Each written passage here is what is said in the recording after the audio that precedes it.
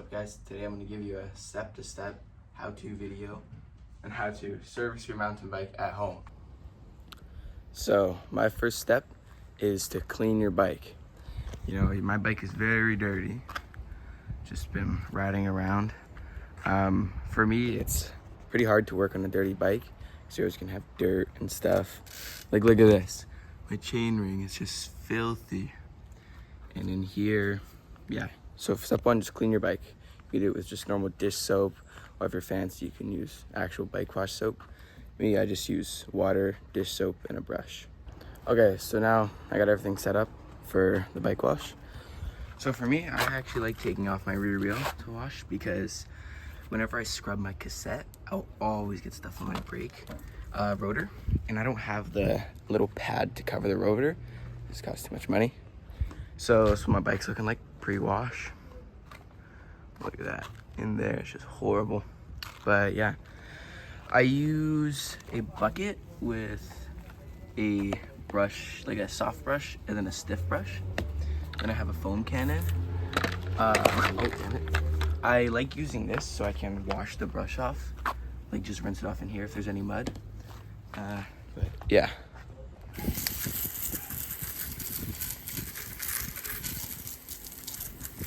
All right, so now post-wash, bike's looking good. Let's show you. Oh yeah, clean the tires, clean the frame, everything. It's looking good. So you want to see something cool? On my bike, these are originally cyan pedals, and I did not want to spend the 60 bucks to get the new black ones, so I just spray painted them. But now they look like crap, but you know, it's okay. All right, so the second step is a brake refresh. So you could bleed your brakes, but I just actually did bleed my brakes and they're feeling very good. And it also takes a long time. This is sort of a short tune-up, you know? So what I'm gonna be doing is taking off the tire so I can get to the brake rotor. See how it's like super like streaky almost? That's usually contamination. And I'll also be taking out my pads, and I'll be getting 220 grit sandpaper to sand down the rotors and pads just a little bit to take all that contamination off.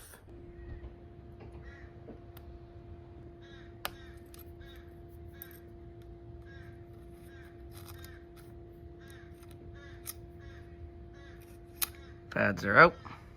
So some things we'll be needing for this repair kind of is some alcohol, preferably 70% or up, brake pads, your wheels, and a tissue or clean tissue or a clean microfiber. Also a dirty one would be nice because after you sand down the pads, you gotta wipe them off. Also you need some 220 grit sandpaper. Okay, so the first step, grab your sandpaper and you get your pads. So you see how they're, let's get some light on them. See how they're shiny like that? It's because they're contaminated.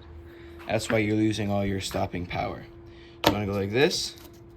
It's hard to do with one hand, but you hold down the sandpaper and you just rub the brake pad like this. And it just like eliminates all that contamination. Okay, I made a Jimmy Rig phone stand. See before how it's all contaminated?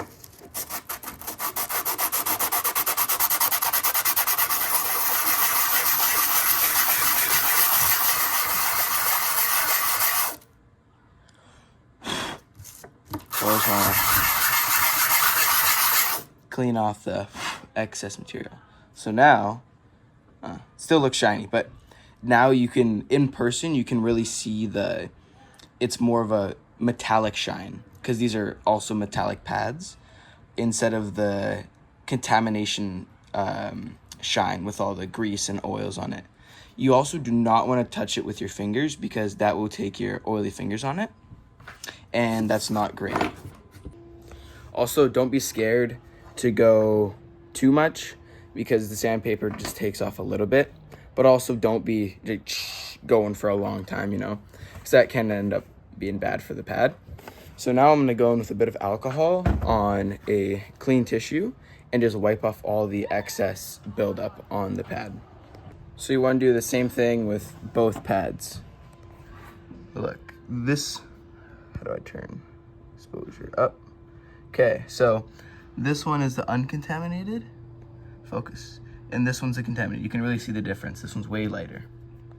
Okay, so now what I like to do, it's kind of messy, but I honestly just kind of just dump a bunch of alcohol on them. Oh, yeah, see how kind of got all over the table. But yeah, I dump the alcohol in it, and it just eats away at all the contamination. And you just wipe it off. And yeah, okay, I'll be right back. Okay, so this step is pretty optional. I just put the pad upside down, and I get a lighter, and I just, if there's any grease or oils left on the pad surface, it'll just burn it off. It also dries up all the alcohol. But you want to do this for both pads. Hold it there for around like 15 seconds. And yeah. Okay, so now the brake pads are completed. They are uncontaminated. Now we're gonna move on to the brake rotor. Okay, so now grab your 220 grit sandpaper, and without touching the rotor, you just wanna go along it and rub it with sandpaper. You wanna get until you can really see the textures of, like, you see that? How you can sort of see the scratching on the rotor? That's what you want. It'll really give you the good bite that you want when you're braking. Okay, so this front rotor is completed. You can really see all the scratch marks and the texture on the rotor. Now you want to flip the wheel like so, and then try to get it in there and do the other side. This side is a bit harder than the front. Okay, so now with both sides completed, both sides of the rotor completed, you can put your pads back on and put the tire back on. I only did the front tire because just so recently I did my rear because it was feeling very contaminated. But yeah, I would do both tires at the same time if you haven't done them recently. Okay, so now with the front and rear brake set completed, we're gonna move on to step 3, the drivetrain.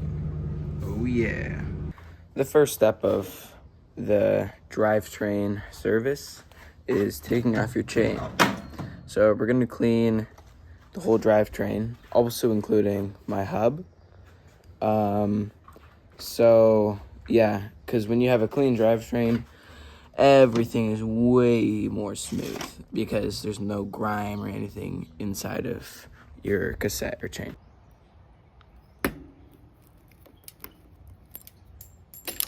Okay, so me personally, for cleaning the chain, I like to do a alcohol and engine degreaser mix.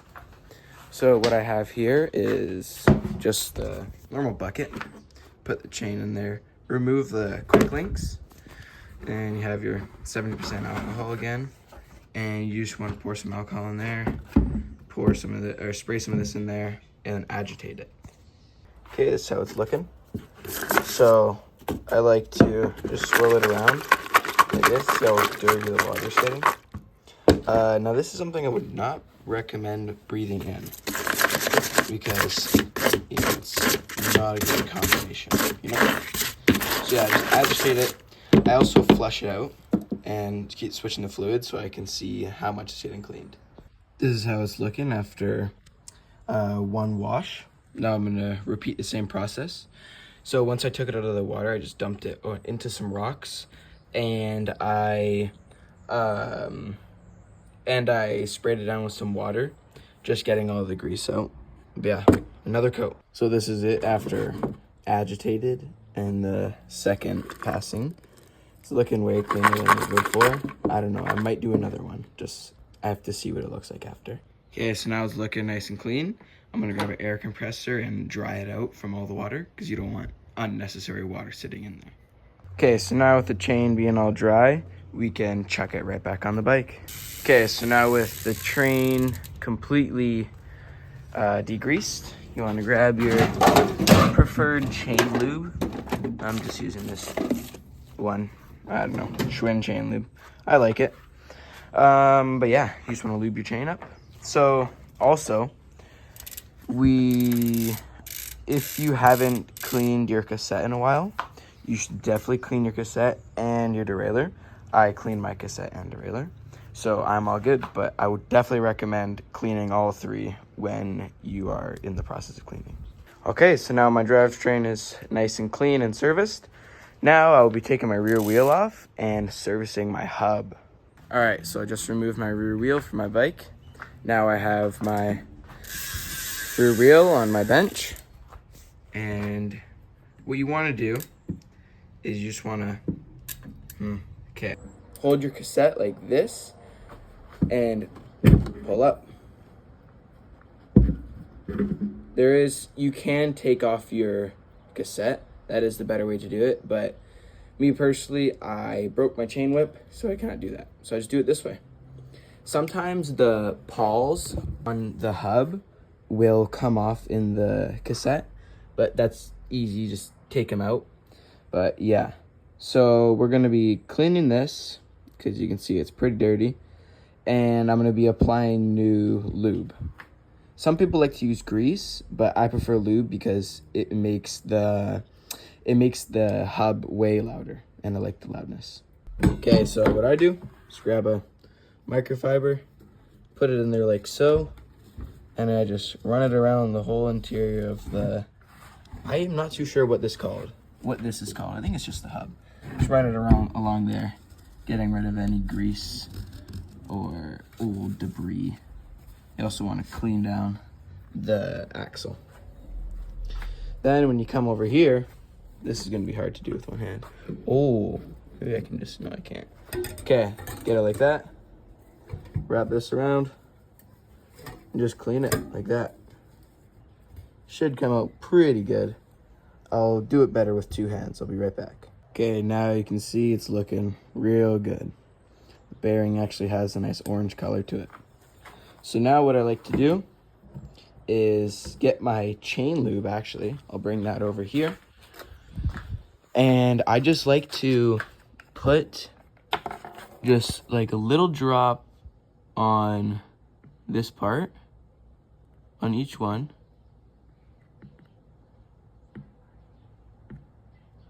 And like so. Just rub it in a little bit. And this will really just keep it fresh from all the debris and all that stuff. If you got a little bit on your finger, just rub it in here. It would never hurt to put a bit more. But the less you have, the more noise your hub will make. Which, I don't know. I personally like the loud hub. Okay, so now, like, you put it on. Slip it onto the axle, like so. Might take a little bit of persuading. There we go. And then this is the hard part. It's kind of weird. Like, you hear it engage a little bit. You just gotta finesse it, honestly. I'll get back to you when it's on. Okay, so just put on the cassette. Had to push pretty hard and twist. And, oh yeah, sounding pretty good. So now I'm gonna chuck the wheel back on the bike and I'll see you then. Also, a little tip when you're tightening your axle in the rear, you don't want to over crank it because over time the axle will tighten and you just don't want it to tighten up too much. So now look, everything's installed. It's running smooth. Now, yeah, that's looking great.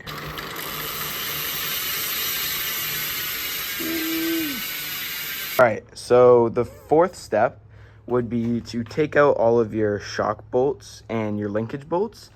Take them out and re-grease them. And also, if you want, you could re-grease your bottom bracket if you hear a little bit of creaking. But I actually recently did that, so I don't need to do that. But yeah, that's it. 4 steps to a quick service at home. That's all you need to get your bike running smoothly and back on the trails. Thank you for watching.